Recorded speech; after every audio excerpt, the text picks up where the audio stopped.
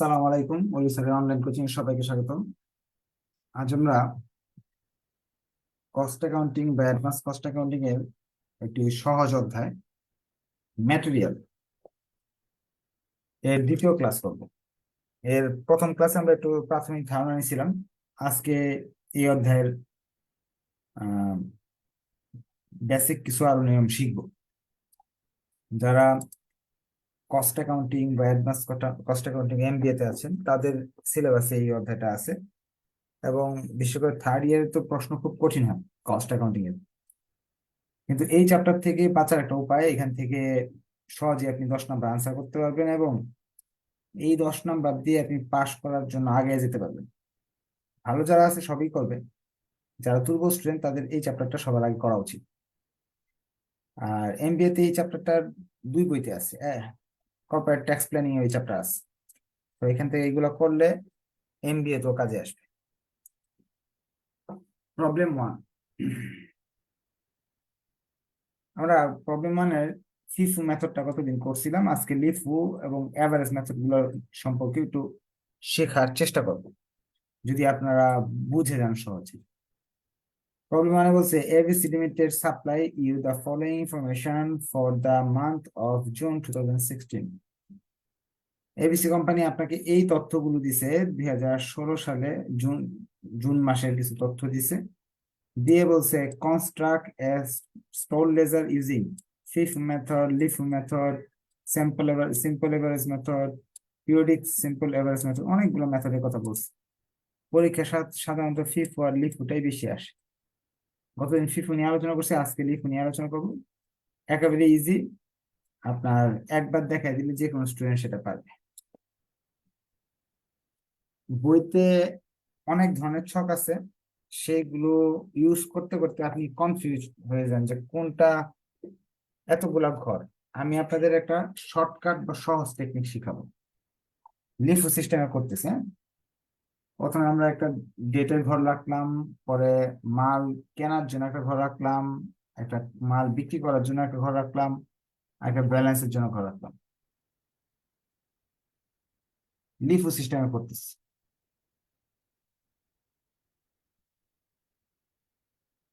Last in first out. এখানে date, এটা হলো আমরা মাল কিনলে এই ঘরে লিখবো, বা মাল আসলে। আর মাল বিক্রি করলে বা দিয়ে দিলে, কমে গেলে, কোনো কারণে কমে গেলে এই ঘরে লিখবো।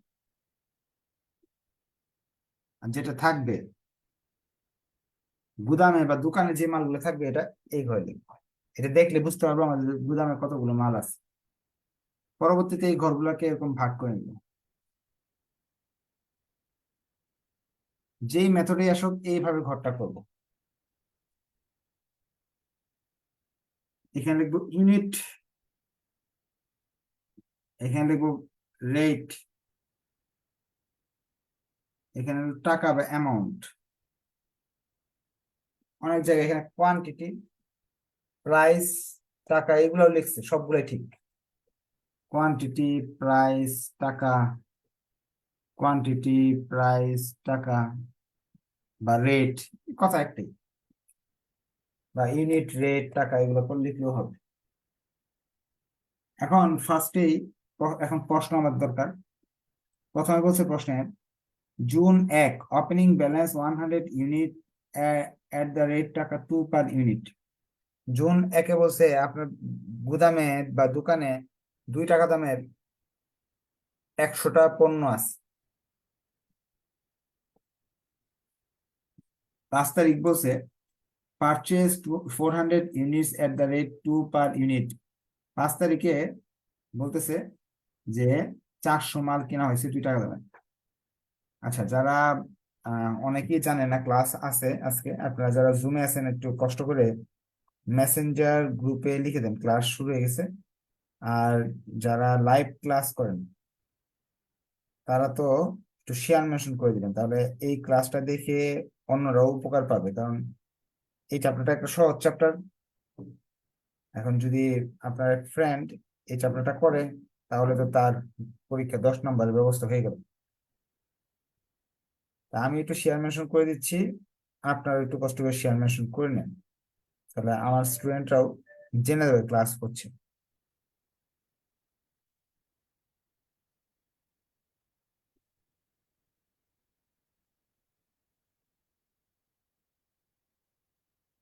কারণ অনেকেই টিচারও খুঁজতেছে, অনেকে টিচার পাচ্ছে না, কারণ বর্তমান যুগে ব্যস্ততা সবার বেড়ে গেছে। স্যারের বাসায় যে পড়বে সেই সময়টা অনেকের নাই, কারণ অনেকেই জব নিয়ে ব্যস্ত, জব করে। আচ্ছা, এরপরে এই দুইটা কথা বলছে যে ওপেনিং ব্যালেন্স আপনার দোকানে 100 মাল ছিল 2 টাকা দামের, পরবর্তীতে আপনি 400 মাল কিনছেন 2 টাকা দামের, এই দুইটা তথ্য দেওয়া আছে।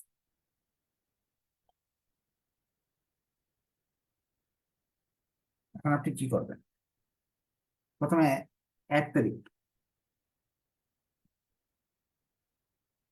যে 100 মাল ছিল 2 টাকা দামের, এটা ব্যালেন্স বিডি আমাদের, 100 × 2 200 টাকা। পরবর্তীতে আমরা 5 তারিখে কিছু মাল কিনছি, 5 তারিখে আমরা মাল কিনলাম, 400 মাল কিনলাম 2 টাকা করে, 800 টাকা। এখন এই দুইটা আলাদা দেখাবো না, একসঙ্গে দেখাই দিলে হবে। রেট যদি একরকম থাকে একসাথে দেখাই দিই, আলাদা না দেখলেও চলবে। ধর এটাও 2 টাকা, এটাও 2 টাকা, যোগ করে দেখাই ফেললাম, 100 আর 400 হয়ে গেলো 502 টাকা। এবারে দেখাই দিলে হবে, বা ভেঙে ভেঙে দেখালেও ভুল হবে না, ঠিক আছে? দুইটাই ঠিক, যখন ভেঙে ভেঙে দেখান সেটাও হবে। পরবর্তীতে June 10, purchase 300 units at the rate 2.10 per unit. আবার কিনছি 300 মাল 2 টাকা 10 পয়সা করে, 300 মাল 2 টাকা 10 পয়সা করে কিনছি 10 তারিখে। 300 মাল 2 টাকা 10 পয়সা করে কিনছি, তাহলে সেই হিসাবে 630 টাকা। এখন আমাদের দুই জাতের মাল হলো, 2 টাকা দামের হলো 500 মাল, আর 300 মাল আছে আমার 2 টাকা 10 পয়সা করে। এই 2 টাকা একসঙ্গে লেখা যাবে না, আলাদা রাখতে হবে। দোকানে দুই জাতের মাল আছে। এরপরে আমাদের প্রশ্নে বলতেছে 15 তারিখ ইস্যু 600 ইউনিটস। ইস্যু মানে আপনি উৎপাদনের জন্য পণ্যগুলো দিয়ে দিচ্ছেন বা বিক্রি করছেন, ধরে নেন মনে মনে 400 মাল আপনি বিক্রি করছেন। যারা লাইভে আছেন তারা কেউই শেয়ার মেনশন করেন নাই, এটা কেন করলেন না? শেয়ার মেনশন না করলে নেক্সট ক্লাসে প্রাইভেট গ্রুপে ক্লাস হবে, আপনারা দেখতে পারবেন না ফ্রিতে। আমরা 600 মাল বিক্রি করতে হবে আমার, কাস্টমার 600 মাল চাইছে LIFO system, last in first out. Last in first out অর্থ কি? ধরেন আপনার দোকান হলো এটা, এখন এটা হলো রড সিমেন্টের দোকান, সিমেন্ট রাখছেন এখানে, এই 500 মাল 500 মাল নিচে নিচে, আর এইদিকে 300। এখন এই এত ভারী ভারী জিনিসগুলো যদি আপনি এখান থেকে সরায় পিছনের গুলো আনতে চান, তো আমরা ডিস্টার্ব। তা আপনি কি করলেন? সামনে যেগুলো আছে এগুলো বিক্রি করে ফেললেন, বা দাম বেশি যেটা এটা আগে বিক্রি করে ফেললেন, কারণ মাল তো আর নষ্ট হচ্ছে না। এটাকে লিফ সিস্টেম বলে। পরের যেটা আসবে এটাকে বিক্রি করবেন, এই 300 মালকে আগে বিক্রি করবেন।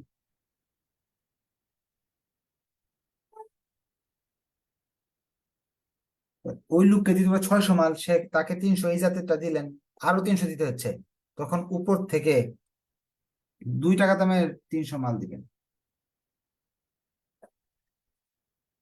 600 মাল হয়ে গেল। এই মালগুলো বিক্রি হয়ে গেছে, এখান থেকে 300 বিক্রি হয়ে গেছে, তার 200 মাল রয়ে গেল 2 টাকা দামের।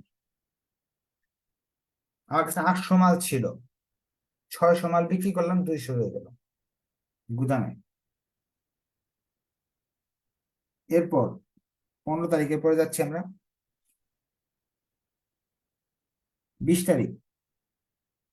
এগুলো আবার দেখবেন কি বিভিন্ন বইতে ব্যালেন্স নামাইছে, আরো জটিল করছে, এত জটিল করলে তো আপনার আহ ও 1,000 টাকা হবে না? Thank you. এই জায়গায় 1,000 হবে। এত জোর ব্যালেন্স বের করলেও হবে, না করলেও হবে। 20 তারিখ পারচেজ 400 মাল 2 টাকা 20 পয়সা করে। আমরা কিনছি 400 মাল 2 টাকা 20 পয়সা করে, পরবর্তীতে 300 মাল বিক্রি করে দিচ্ছি 20 তারিখ এবং 25 তারিখ। দুইটা আমি একসাথে করে ফেলতেছি। 20 তারিখ কিনলাম, 20 তারিখ আমরা 400 মাল কিনলাম।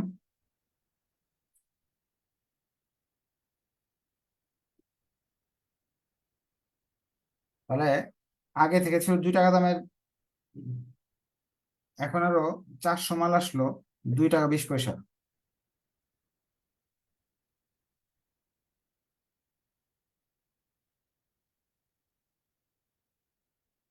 এরপর আমরা 25 তারিখ ইস্যু করলাম, বিক্রি করে দিলাম।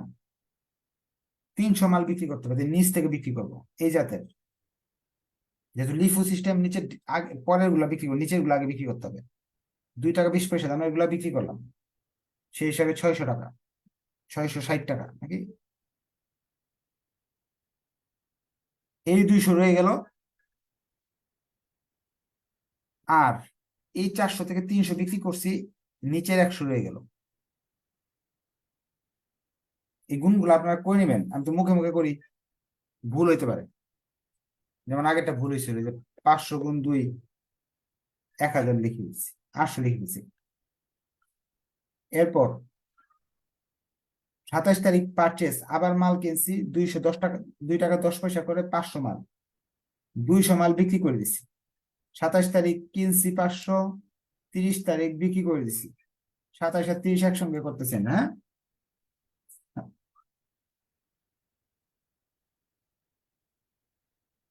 27 তারিখ হলো 500 মাল 2 টাকা 10 পয়সা করে।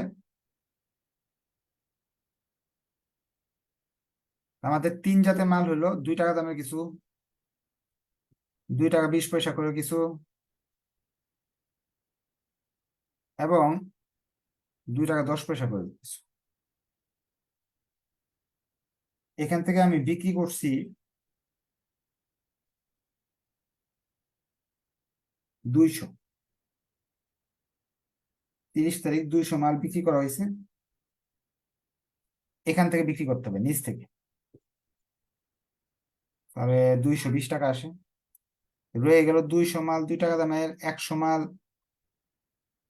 2 টাকা 20 পয়সা দামের, 500 মাল রয়ে গেল 2 টাকা 10 পয়সা দামের। টোটাল টাকা আসতেছে, সবাই এটা করেন,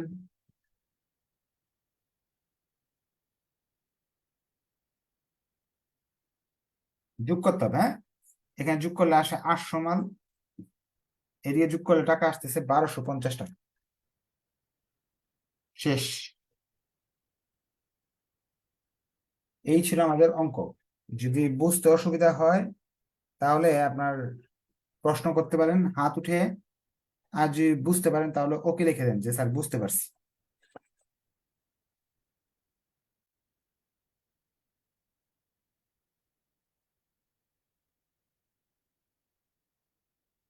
তাহলে কোশ্চেন নাই, সবাই বুঝতে পারছেন?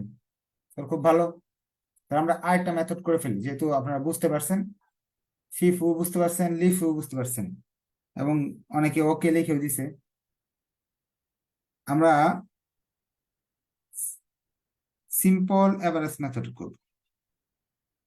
সিম্পল এভারেজ মেথড, এটা একটু, আচ্ছা একজনের কোশ্চেন আছে, বলেন কি কোশ্চেন? হ্যালো, আসসালামু আলাইকুম স্যার। ওয়ালাইকুম আসসালাম, বলেন কি কোশ্চেন?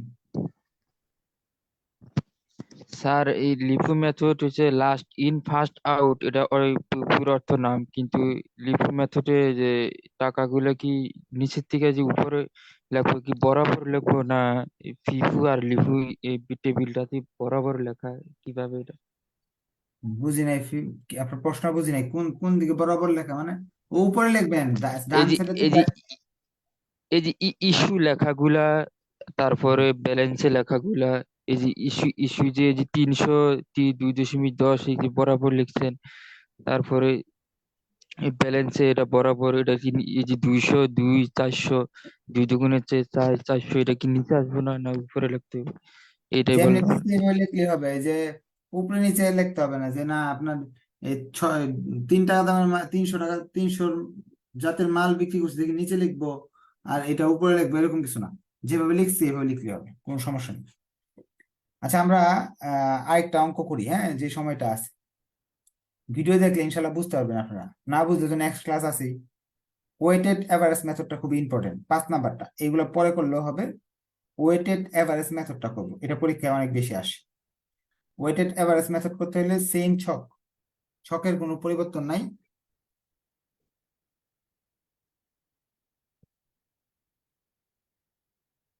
আমরা রিকোয়ারমেন্ট 5 নাম্বার রিকোয়ারমেন্ট করতেছি, ওয়েটেড এভারেজ মেথড।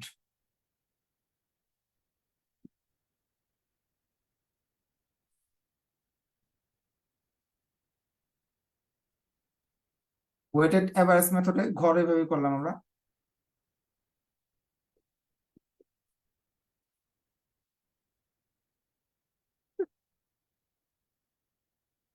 এখানে ফার্স্টে ব্যালেন্স লিখবেন, ব্যালেন্স তো আমরা দেখছিলাম আমি আগের বার। ব্যালেন্স ছিল আমাদের 100 মাল 2 টাকা করে, 200। পরবর্তীতে আমরা মাল কিনছিলাম 1 তারিখ 5 তারিখ আমরা মাল কিনছিলাম। তারিখগুলো আগে লিখে ফেলি, তাহলে আমাদের ঝামেলা কমে যাবে। এরকম ঘর করে মোটামুটি কয়টা ছিল জানি, 6 7 8টা ছিল মানে।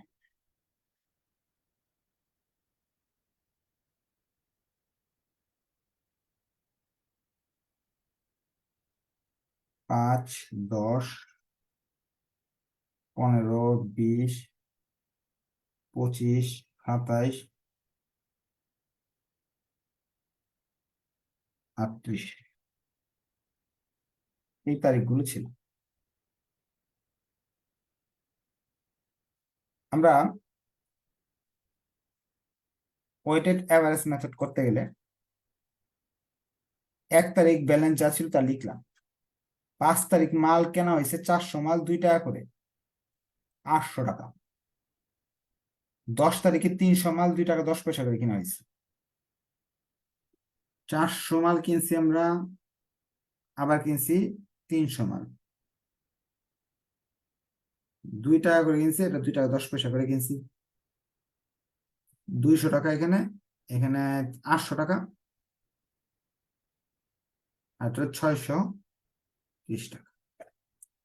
এই ওয়েটেড এভারেজ মেথডের সিস্টেমটা হলো, এই যে 100 আর এই যে 400 যোগ হবে, লিখবেন এখানে 500, এখানে 200 আর এখানে 800 যোগ হবে, এখানে লিখবেন 1000।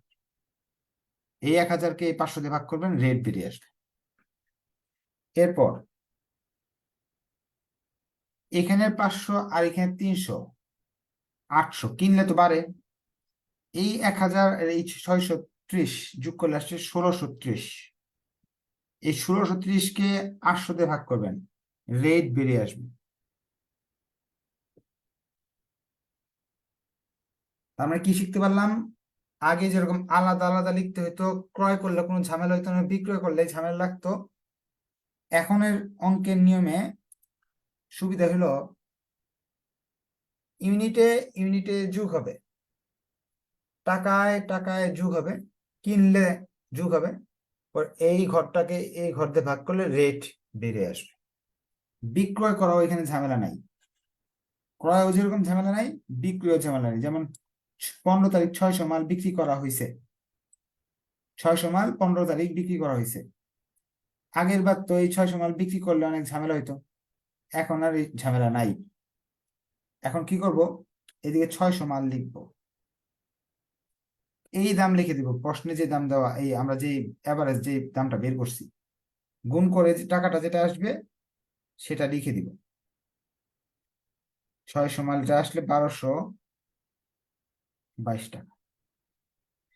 এই 800 থেকে 600 বাদ দিয়ে দিব, 200 চলে আসবে। এই টাকা থেকে এই টাকা বাদ দিয়ে দিব, 480 8 টাকা। এই সংখ্যাকে এই সংখ্যাতে ভাগ দেওয়ার দরকার নেই, বিক্রি করলে ওইটাই থাকে, চেঞ্জ হয় না। ভাগ করলে এটাই আসবে। কিনলে চেঞ্জ হয়, বিক্রি করলে চেঞ্জ হয় না। কি করলাম? বিক্রি করলে এখান থেকে বাদ দিব, ক্রয় করলে এটার সঙ্গে যোগ করব শেষ অঙ্ক। এরকম 20 তারিখ আমরা কিনছি, 20 তারিখ কিনছি 400 মাল, বিক্রি করছি 25 তারিখে 300 মাল। 400 মাল কিনছি 2 টাকা 20 পয়সা করে, আর 300 মাল বিক্রি করছি, তো সহজ। আমরা 400 মাল কিনলাম 2 টাকা 20 পয়সা করে, 880 টাকা। এই 2000-এর সাথে 400 যোগ করলাম, 2400 হইলো। এই 408-এর সাথে এটা যোগ করলাম, তাহলে আসলো 1288। এটা দিয়ে এটা ভাগ করলাম, তাহলে রেট আসলো 2 টাকা 14 পয়সা। 3 ঘর 4 ঘর নেওয়ার চেষ্টা করবেন, হ্যাঁ। এরপর 25 তারিখে আমরা বিক্রি করলাম হলো 300 মাল, এক একটা এই দামে বিক্রি করলাম। দুইটা গুণ করলে আসতেছে 644 টাকা। বাদ দিব, 2400 থেকে 300 বাদ দিলাম, থাকলো হলো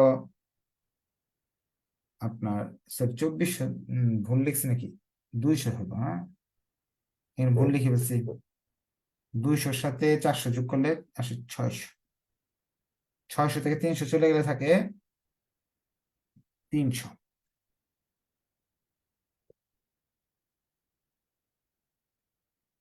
এটা থেকে এটা বাদ দিয়ে দিলে থাকতেছে